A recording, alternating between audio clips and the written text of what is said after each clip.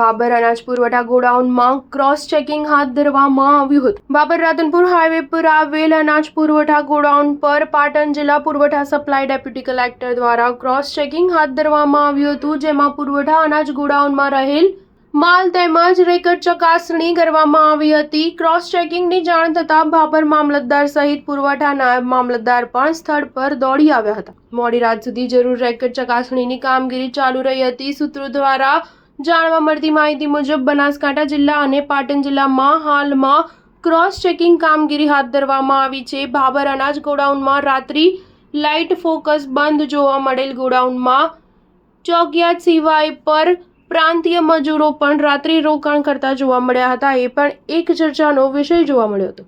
શું આ ગોડાઉન મેનેજરની રહેમ નજર હેઠળ મજૂરો રાત્રિ દરમિયાન સરકારી અનાજના જથ્થાને સગેવગે કરતા હોય તેવી કુશંકાઓ પણ સેવાઈ રહી છે તેવું લોકમુખે ચર્ચાઈ રહ્યું છે। Star news 7 Patan.